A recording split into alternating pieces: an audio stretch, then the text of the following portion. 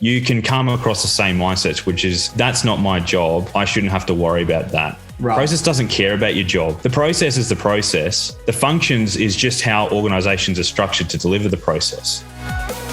Welcome to Process Pioneers, the show that takes a deep dive into the minds of decision makers, key influencers, and process experts who are pioneering the world of everything process.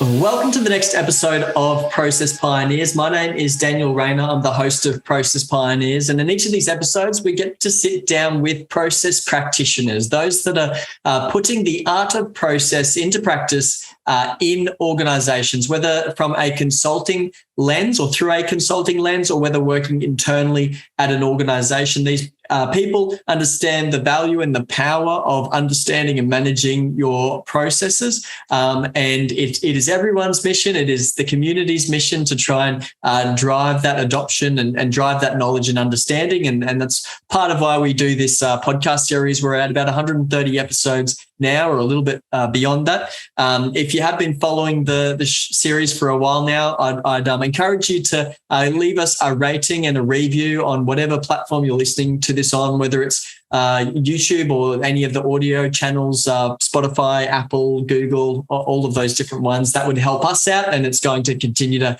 help spread these conversations further. So in today's conversation, I have the absolute privilege of sitting down with Michael Fox, who is the Managing Director of Action Advisory. I've known Michael for a couple of years now, and Michael definitely lives and breathes process, has worked with some large organizations in helping them understand the value in process management, and now is in a position where he can scale that support that he provides to a wide range of organizations. So I'm really excited for this conversation. Michael, thanks for joining me.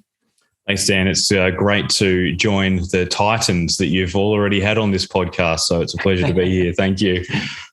No, that's great. Yeah, definitely some notable names there over the years. So, but absolutely, maybe one thing that we could start with is tell us a little bit about your journey and how you got into the world of processes. Is it something that you naturally understood the concept of process management from birth? Or was it something that you were educated and then formally sort of trained in along the way? My goodness. If you follow me on LinkedIn now, you probably think, gee, this Michael guy came out of the womb talking about processes. Not always process-centric, although I do, I guess, from reflecting back, I probably had a good understanding fairly early in life about how to refine things and improve. How did I get into it? Well, I've actually today made a LinkedIn post with a little bit of this history.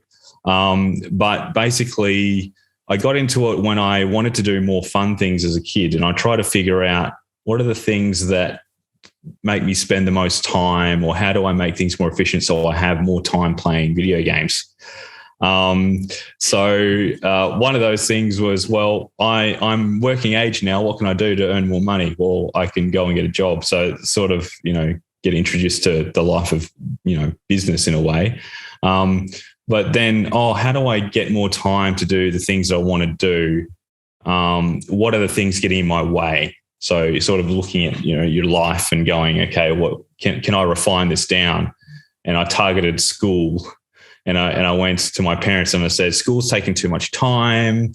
I'm not that bad of a kid. I'm doing okay in my grades, et cetera, et cetera. Is it possible that because I'm self-driven that I could basically put myself through the rest of school from home, and they sort of supervise? And so they agreed and went, well, let's test it out. And if it doesn't work, we're sending you back to school. So what did I do? Well, I structured all my own terms. So I did 6-week terms. I did 3-hour days, which led me to be able to work in the afternoon. So I was the richest 14-year-old I knew. So did that for a couple of years. I missed a little bit of the social element, so I went back to school in the senior years. But so I guess from an early age, I've sort of been looking at refining things to make things better, in a way for myself. But as I went through banking and banking industry, financial industry, I sort of got more akin to looking at how to refine repetitive administrative processes. Had my first exposure to being like a subject matter expert, that sort of thing.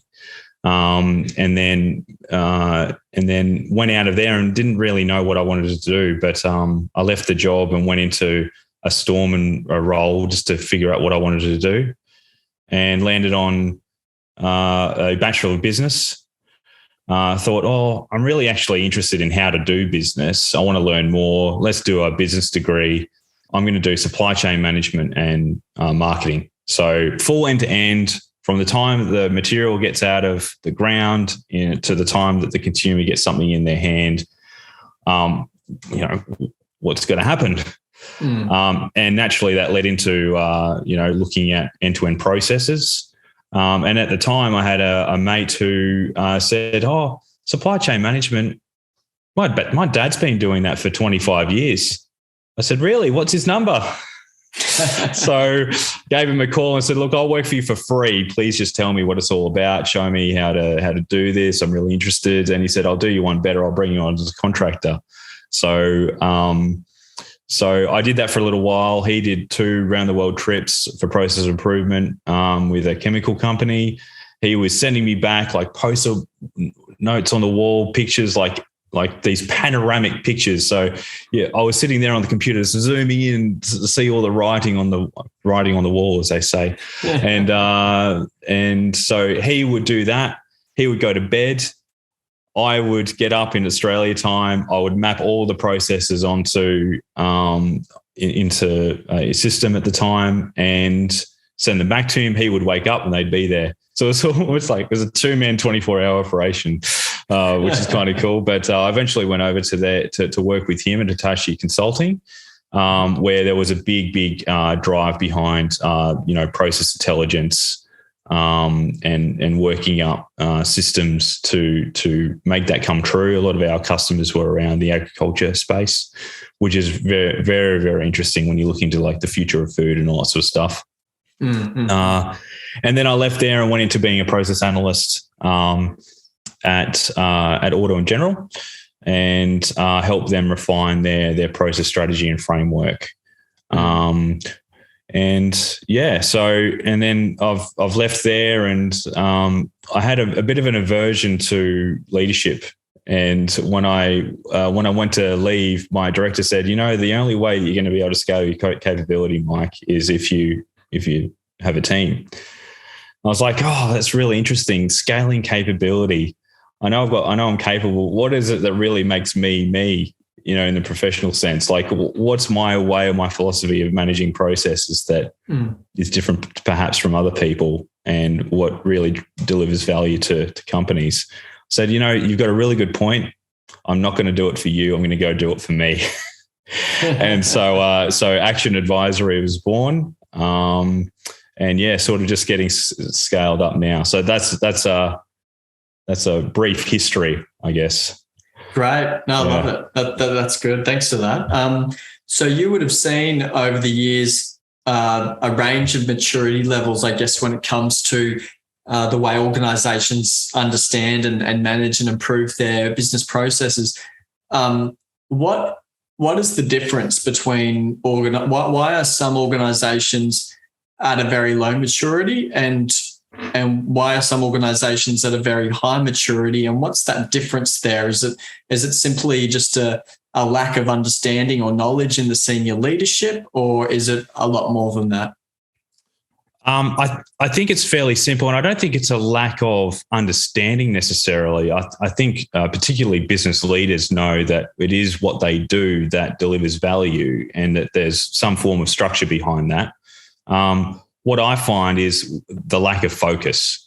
So, if you look at a history of a company, every company has started from scratch at some point.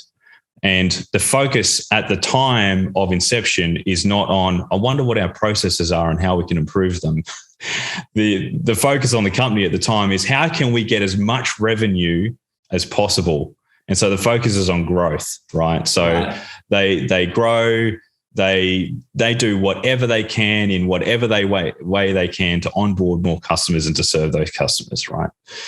It's when they get to a critical mass where they go, wonder why our profit margins are slipping, and I wonder why our delivery times to our customers are slipping. Oh, gee, people aren't doing things the same way as each other, and there's no consistent way of doing it. That's when the focus becomes less on growth. Well, the focus is always on growth, right, as a business, but it's where the focus shifts a little bit to going, how can we deliver better? We need to know what we're doing. We need to have our people on the same page. We need to know what expectation to put forward to the customer. So I think that's what I found, particularly in running my own business now, what the focus and what the shifts are over time. At the moment, I'm trying to practice what I preach. So I'm different from other companies, because if I don't show my customers what I'm doing for myself, they're going to ask the question, what do you like? If you're not doing it for yourself, how are you going to do it for me? But really the thing is for me right now, it's growth. So it's that mindset thing. Yeah. And I'd imagine that depending on the size of the organization, there's going to be a huge difference between someone just starting out and an organization that is 10,000 employees strong, 100%. Where they've got decades and decades of Band-Aid fixes and inefficient processes. And how do, I guess, it seems like a straightforward answer, but how do large organizations get to a point where they do have these terribly broken processes? Yeah, well, I think it comes down to governance, doesn't it? There needs to be, how are we going to do this? If we understand that our processes and managing our processes is important, how do we productively manage that? Because, you see what some organizations might capture for the process and you go, this is just not sustainable. You're requiring all these different data fields against your various tasks in your ecosystem to be captured for everything. That's not pragmatic. And, you're going to lead to more pain if you try to overgovern that, right? So, but I think it just comes down to, we need to have an agreed way on the way that we're going to manage our processes. And then how do we deliver that into our organization? I'm a fan of centralized governance, decentralized teams, right? So have an agreed framework, a way of doing things. What goes into it? What are the expected outputs? Are we talking, what level of process are we documenting? In what way are we documenting it? What notation are we using? How are we signing them off? All those little nuts and bolts. How do we access them? Where are we storing them? Who has access to them? Who's allowed to change them? All that sort of stuff goes into a framework. And then decentralized operation of that framework. Have the team embedded in whatever change team, whatever cross-functional team, but have them as an advocate of that framework, right? So that way you get an agreed way of working across your cross-functional teams, and it's not going to become disparate as soon as you sort of implement it, like historically other processes might be. So, yes, yeah, great. When embarking on a process improvement initiative, so, we've got an audience that's listening to this, that it's a very diverse audience. They come from a range of backgrounds, a range of organizations here locally, Australia, New Zealand, and also around the world as well. And at different levels of maturity as well. So different understanding of what process can do and is doing in their organization. When embarking on a process improvement exercise, there's obviously a big focus on delivering value to the organization. But there are, some organizations do it well and some organizations don't do it well. Some individuals do it well and some individuals maybe have an approach that neglects certain elements, certain foundational elements, things like that. What do you see is one of the biggest sort of challenges or hurdles an organization faces when they embark on a process improvement initiative or exercise? What do you see that's being neglected that you feel like needs to be on everyone's radar and prioritize more, so to speak? Yeah, sure. So I think one of the biggest things that has been a frustration of mine is that documentation whether it be process documentation or not, but my focus is on process documentation, is neglected post-project. So when you do a process improvement initiative, normally you have a current state, or you need to discover a current state to be able to figure out how you then shift to a future state, so you know what the gap is and how to implement and all that sort of thing, right? So when you discover a process, how are you storing that and making it accessible for the next time you would go to discover the process? So what I've seen change teams do is a project will be stood up. Our focus is this process because it's broken. It's fundamentally broken. We need to change it. What happens? Well, they go and discover. Project happens. It's a great success. Fantastic. Fixed. 2 years later, they come back. Our process is fundamentally broken. What are we going to do? Well, we're going to set up a project and we're going to discover the process. Why? You've just documented it recently, because if you look at the history of a business, 2 years is not really a lot of time. You have to be changing incredibly quickly, for your process documentation to be that out of date that you would just start again, right? So, you've got this future state, you've transitioned into current state. What did you do with it? You've basically just shelved it as a project artifact. You're not actively managing that. There's no way that you're benchmarking and actively managing your operational reporting for that process against what you actually documented. So how do you know that you even implemented the process that you set out to implement? So it comes back to this is our agreed way of working. This is the process that we documented. This is the way that we implemented it. We know that they match because it's day one. Let's make sure that we're doing that across. And so it's about aligning that reporting and stuff back to what you wanted to do. Now, if it doesn't match and you go, well, our operational process is actually our preferred state, well, make sure the document actually reflects it. It doesn't take a whole lot of time. And I think one of the downfalls is that when a project is being crunched for time, or a project is running over, or it's looking to cut costs, some of the things that might fall down is the quality of the documentation. We just need to get it done. Let's just do it. Oh, we might just not do this at all. There needs to be good design philosophies and principles out there that go, we're not compromising on this. We understand that not having this document in 2 years' time, when we come back to revisit because of compliance or whatever, that down the track, it's going to cost us $1 million in resources to discover this process again. So it's short-term thinking, have a longer view to this. If our company is going to survive 100 years, would I make the same decision today on this documentation? Right. Or do we just do it and go, we're going to bite the bullet for a quarter or a couple of weeks or whatever it is going to be, and go, we're going to do this properly because we know that when we come back to do this again, it's going to cost us, sometimes upwards of 7 figures to do again. Yeah. Let's not do that. Let's get away from that. Yeah. And I think that's so important to understand what the risk is, and what the and tangible, like attaching a tangible figure to that. If we do not do this, this is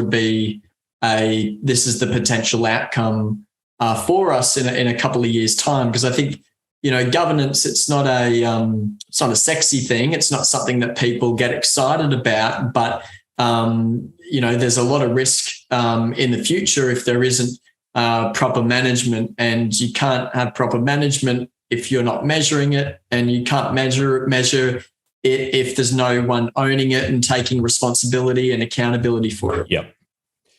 Yeah, and I think it's a lack of being inward looking. It's hard in today's market because there's so many contractors, right? But when you've got mainstays in the team, it's like, well, we own this. We're the team. We've been here. We're full time. We're invested. Yes. It's just one of those things where you go, are our change teams inward looking, or are they really only looking at the benefit they're delivering to the business? Yes. The process document is there for both sides. It's for business operations to know what their process is supposed to be, and how they're operating against that agreed process. And it's for change teams there to know how things are running so things can be improved. Yes. It's a document for both audiences. Yes. And across all levels of the hierarchy as well, it's whether it's from the senior leaders to the frontline employees, it's a living, breathing, single source of truth that should be delivering value to all levels of the organization if done right. I mean, I think one of the biggest challenges executives face these days is how do we, we've got these major strategic objectives for the organization. How do we get our people, our workforce to all cohesively and in sync work towards these same objectives? And, if you're a team of 2 or a team of 5, that's going to look very different to a team of 2,000 or a team of 5,000, or in some cases a team of 50,000 plus, and so how do we do this? It's there's got to be this this single source of truth that interacts with all areas of the organization, so that if anything's impacted, if anything is changed, we've got a reference point to go back to. Yes. And also you're talking about compliance as well. Like, are our people actually complying to the processes that have been documented, or are we doing the process 750 different ways? Yeah. And I think, you do make an important point there. Process cuts across functions, right? And I think regardless of the size of the organization, whether it's 2 people or it's 50,000 people, you can come across the same mindset, which is, that's not my job. I shouldn't have to worry about that. Right. Process doesn't care about your job. The process is the process. The functions is just how organizations are structured to deliver the process, right? But the functions are how you come across as solid thinking, because there's no central ownership of the overall process. There's just overall ownership of those particular functions, right? Process cuts through every function. Yes. Right. So in your operations thing we deliver to customers, you have the paying of suppliers, you have the receiving of payments from customers and things. Typically, I would say that they're probably going to be financial processes in there, but they're just part of the overall delivery process, right? So it's like, oh no, that's finance's problem. Actually, if we don't get paid, you don't have a job. So like let's make sure that we're on the same page here in terms of its importance. We're all in this together. Yes. Let's cut the crap and focus on what's really important here, and that is the activity that we need to do to produce the outcome. That's what a process is. Yeah. Do you think this sort of siloed thinking, like I need to, we need to do everything we can for our area and for what I'm responsible for, is that because of how we measure performance and 100% performance indicators? I think, it's definitely an input to that, right? So I've got a couple of people that I catch up with regularly in the people space, and the HR and organisation of teams and all that sort of stuff. And it's very interesting having conversations with them around like incentive schemes and all that sort of stuff. But I think it comes down to how the organisation is structured. So organizations are structured historically because putting them in the functions is easy to manage the function, like easy to manage that particular. It's easy to put into a hierarchy of reporting lines and incentive schemes.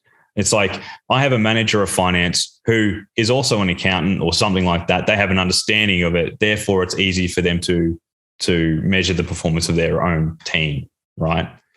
Whereas in a process-centric organization, you don't necessarily have that. So you've got like that sit outside, you've got the centers of practice that maybe drive some of those incentives, but all these people sitting in the teams report to a process owner.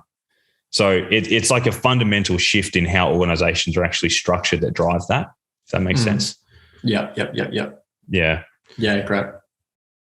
So you're talking about going from working at Auto and General, I think it was, and then going out to support more organizations in the form of, doing action advisory, and I guess packaging up or bottling up your approach to process management, and helping organizations meet their objectives and what they're trying to do through the power of process.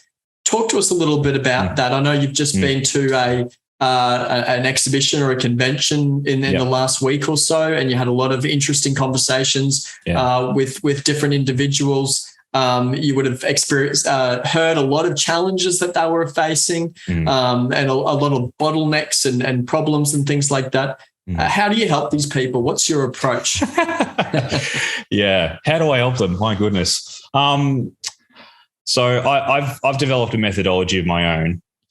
It's called Cognition Ops. You can probably see it down here somewhere on my wall. So I released my first version of that in a form of a physical workbook at the expo that, exhibitors and whatnot, people who came through got that for free. As of today, the day of recording, I've released it online. So if you want to check that out, you can purchase that with the associated templates on my website. Basically, I've packaged this up to there's a few things that need to be true for you to have process visibility and to get good, consistent outcomes in process improvement, right? So Cognition Ops was born out of the frustration that, these teams, they come together, they spend millions of dollars on discovery. They discover over and over and over, and they don't have a consistent way. They don't have a consistent process of managing process.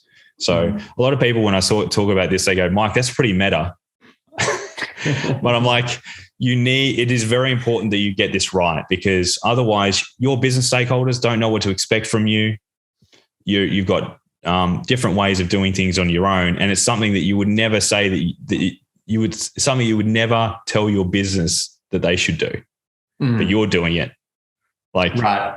That's hypocrisy, and people don't respect that, So if they were to think about that for a few minutes, they'll be like, hold on, our change team is underinvested in how they manage their own process.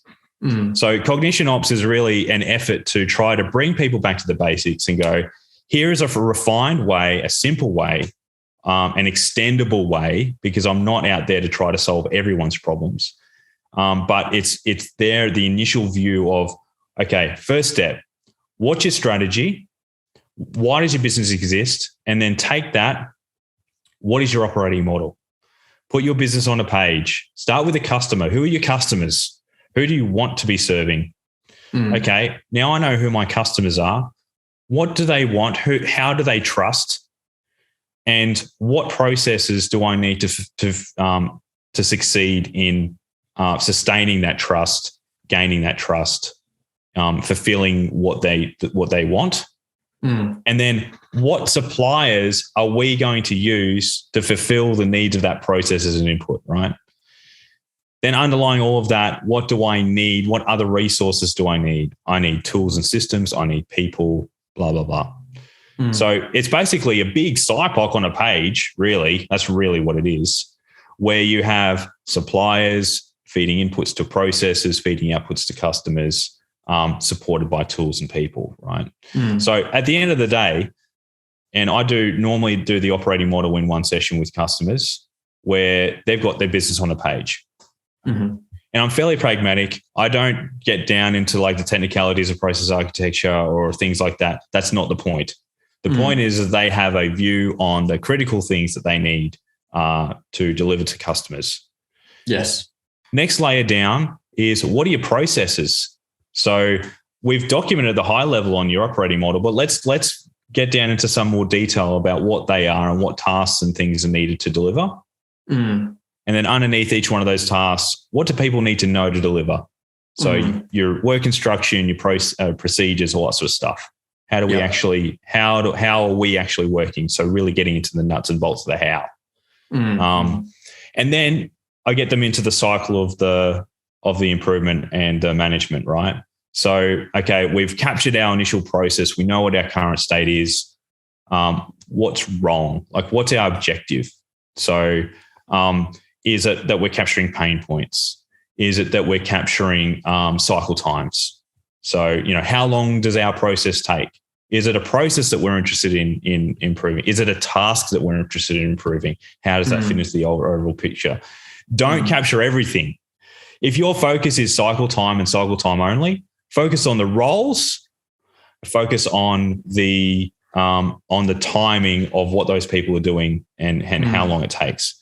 Don't focus on other things that aren't conducive to that outcome. So yes, my templates and everything are there to try to get people to think about it, but the purpose is not for you to capture everything. Make sure that you've got a clear purpose in going through what's there. And then you move into, okay, what do we need? Who's affected? Do an impact assessment. See who we need to engage in the business. Make sure you've got a stakeholder matrix and a register and everything, so you're keeping track of everyone. Move through into improvement, implementation, and then into a cycle of running. So so you get into the, okay, we're reviewing, we're validating, we're prioritizing, we're refining, and we're just throwing things back into the analysis space. So, you're actively managing at this point. You're in the run. These are your business managers. Don't go discover again. You just did this process, and now it's your turn to continue to refine.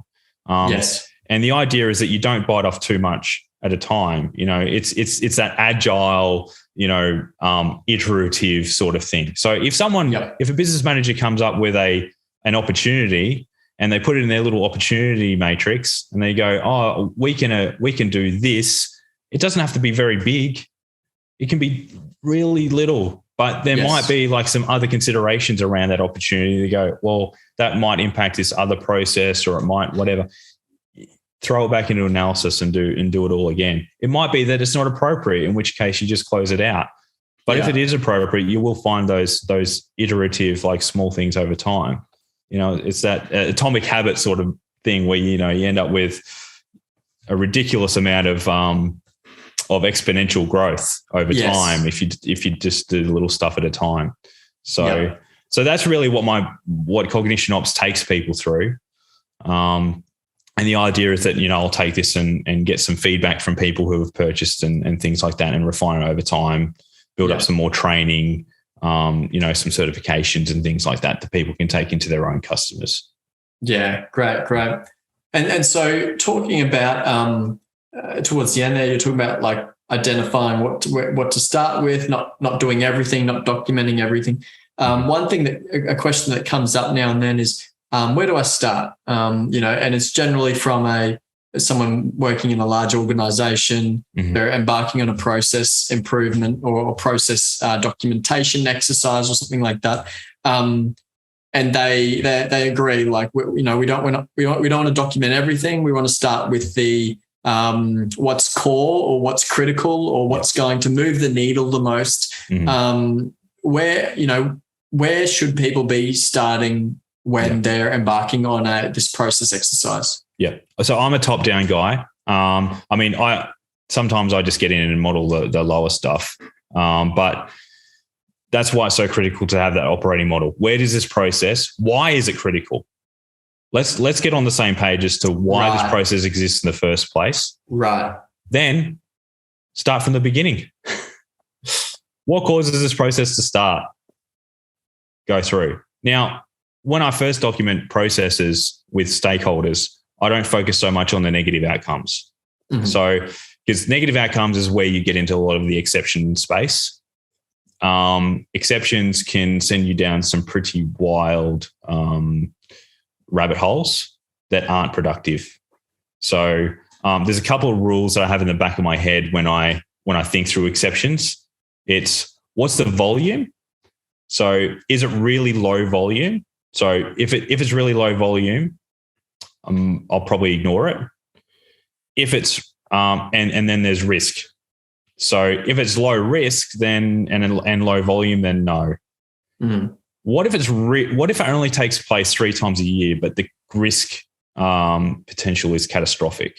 well, I might actually document that process because the chance of doing something wrong, if it's not embedded properly, it could have major impact on the business.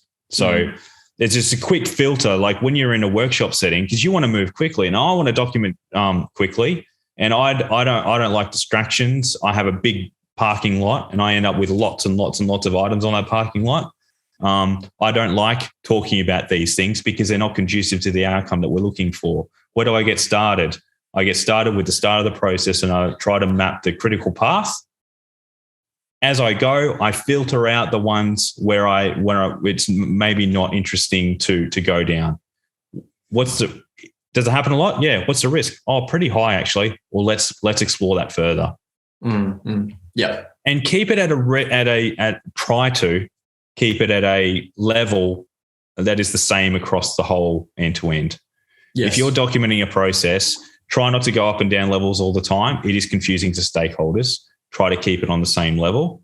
And this is a trap that a lot of beginners fall into, and it's something that I still struggle with sometimes, is when a stakeholder is describing to you a process that they go through, is it part of the same procedure that they do, or is it part of the same process that they do? Is it something they're still doing in the same sitting? Is it still something that, that they haven't passed off? Is it, what's the time length between doing these different activities? Because sometimes people get really down to the depths of the detail. Remember, these stakeholders, this is what they do for a living, day to day to day to day. So they will talk to you about what they do.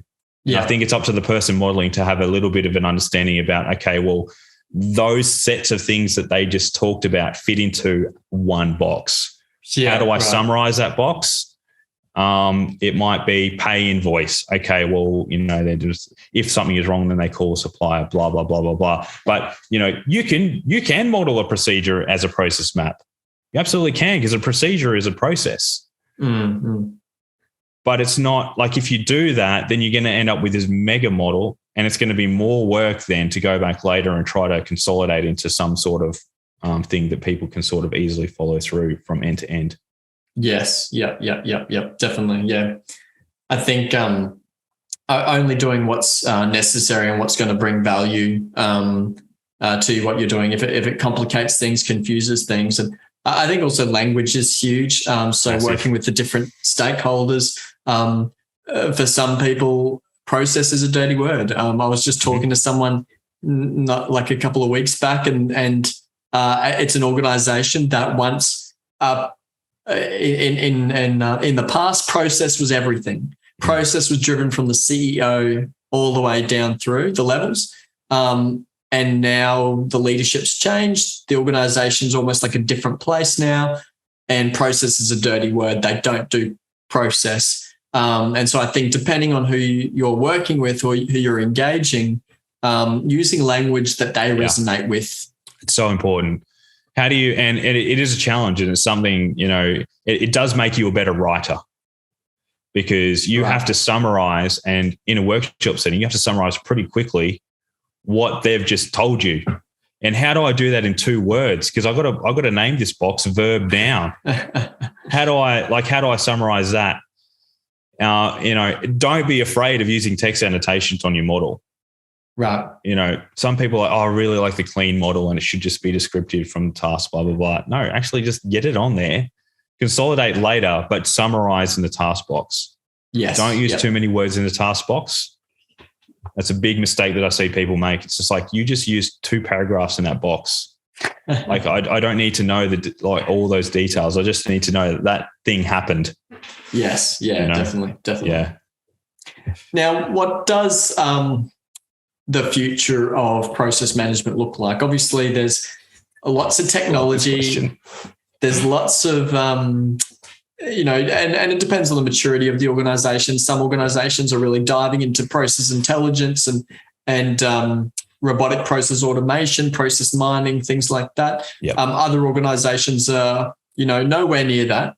But when you look at the future of business process management and how organizations will, are managed from a process-centric point of view. What trends are you noticing, and what do you think we're going to see in the future? Oh, man. That is a massive question. It's probably something we need to do a series on. In 2 words or less. I'll give you 2 words. Manage process. So, oh my goodness. So I think through a lot about this because, it's part of my methodology. How can I make delivery as quick as possible whilst not compromising on the outcome? So to do that, you need, and you mentioned technology, right? Process mining, it's a technology. So how does that happen? Well, it starts at design. So are you designing in a way that's easily able to be executed upon? How do you narrow that gap between design and delivery? So from the day that design starts to the day that users can use the process, what is that time? So I think that's why I really like BPMN as a notation.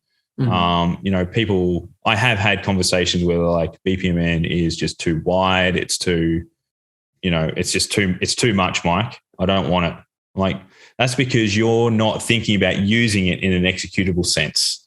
And I agree. Yes, there are other notations out there and whatnot. There are other ways to build processes that are executable. But when BPMN is already widely used as a notation. So what's the gap between using it as a notation and using it as a workflow language? Not a whole lot, right? Because there's almost a one-to-one in terms of how you notate versus how you execute workflow. There are differences, right? And there are differences between how you notate for business stakeholders and how you actually implement processes. So there is a difference between process and workflow in that sense. So just a caveat there. But it does make it very, very quick, right? So if I've documented in a BPMN notation and I go, okay, now I want to execute this, I either just export it because it's already a model in that language, or I just remodel it really quickly into a workflow tool because it's one-to-one. I don't have to think about it. Just model what you did already. Like, I know it's a manual activity, but, this is day one. You don't have to integrate everything, right? So have a go. Now, what do I need to make this workflow work? So is it sending an email? How do I configure that email? What does it say? Who is it from? What event is occurring here? What are the rules behind this gateway?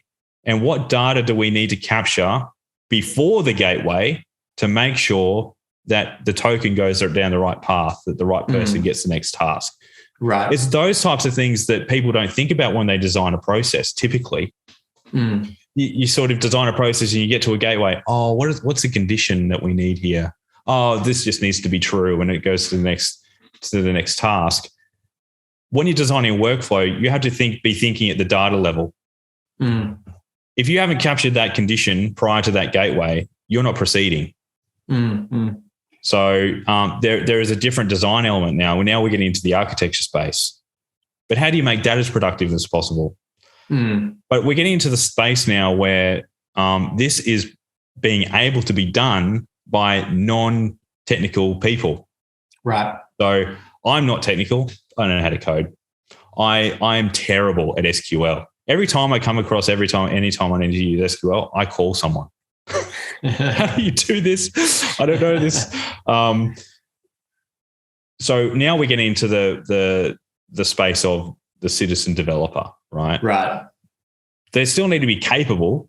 They still need to think about what a process is, what it is to the end user, how it affects people, all that sort of thing. But they also need to start thinking about, what's the data structure? How's my database structured? Is it conducive to what I'm trying to do? All that sort of stuff. Is it sustainable? Is it scalable? Those types of things. But as soon as you get there, you can execute very quickly from the time that you have a model to the time you have a first version. I'll tell you why. I do this in my own business. I have a VA. I sign her work. We sat down in the first week and I said, how do we want to do this? And we started to talk and I was like, you know what? Let me just pull up a process map. Let's actually model out what we're expecting to do here. Yes. Okay. Process model goes in. Okay. Now I know what my spec is. Now I can go and put it in my workflow engine. Right. Bang. Task done. I'm thinking about data. This particular record is created. That kicks off the process. She does this task that produces this content, sends it to me for review. At that point, I can see the task. It has the data there. I can see what she's done. There's another field for me to complete, which is it good? No. If it's not, the gateway picks up that data field as a condition and goes, Mike said that this is not good, so it goes back to her. Right. When it is good, it goes on and is published and sets me another task to, schedule a LinkedIn post or to do a blog post or whatever it is. It's, you know what I'm saying? So the speed at which you can go, and I did that in 20 minutes. Right. I ended up with a process model which showed the tasks on a page. It was easy to see so that when I bring on another employee, it's easy for them to read. And I'd implemented it into a workflow engine, which is BPMN 2.0. I did that and configured the workflow, setting it to the right person, doing all sorts of stuff. I did that in 20 minutes. Yes. Yeah. So I know but Michael, that's a small business process. Like that's a process for a small business. You don't understand. You can scale this up. Yeah, it might take more than 20 minutes. Yes, you'll have to talk to more people. But at the end of the day, you're not going to have to leave it with a development team for a full sprint. Yes, right. You might not have to, so now you're starting to think about how this affects overall resources and the overall cost of your business, because development resource at the moment is incredibly expensive, major shortage. Yeah. How do you deal with that? Right. Are you just going to wait? Is your strategy just to wait for the market to calm down? Right. Yeah. Huge bottleneck. It is a huge bottleneck. So how are you going to deal with this long term? So, going back, long-term thinking, this cycle is going to change again. Yeah, in the future, development resource might be easier to access, but, in 10 years' time, it might not be. Right. So but by then you'll have capability in your business to actually execute that. So it's not so much of a pain for you. Yes. Right. So for me, the future of process is getting down to the point where it's very accessible. How do I make this as accessible as possible? How do I make sure that I'm able to model quickly? How am I able to make sure that I can pick that model up and create and execute upon it as quickly as possible? Yep. Version 1. How do we get to version 1 as quickly as possible? Iterate. Yeah, that's fantastic. That's great. Yeah, I think being able to make those changes as the subject matter experts or the people that are part of the process, you're able to, and it's also like a lot of these processes are processes that aren't currently being measured in any way or tracked in any way or monitored in any way. They're very manual processes. How do we know the performance of these processes? And reporting has to be built separately. Yes. If I'm delivering my process directly through a workflow engine, reporting is inbuilt. I have the record. I know when that task was set. Yes. I know what data I was collecting. If I want to create another custom management report, I can do that. But, it's the information is already there. Yes. Yeah. That's right. No, that's good. That's really good. It's amazing how many organizations are still, are still operating with that many manual processes, paper documents, forms, emails, all of these different tasks and activities. Someone goes on leave for a month, but they forgot to delegate or reassign it to so many areas for waste or for errors or for there's so much opportunity there. But I'm sure that the audience will have some outstanding questions that you've piqued their interest, you've challenged their thinking, and that they've got some outstanding questions for you. Yep. How do they ask them to you? Where do they find you? Great. You can find me on LinkedIn. So search for Michael Fox. I've got the orange ring around my profile picture. You can also email me. And you can also go to my website, actionadvisory.com.au. There's a link there to contact me. So yeah, thank you. Perfect. Well, Michael, thank you so much for joining me. I've been learning a lot.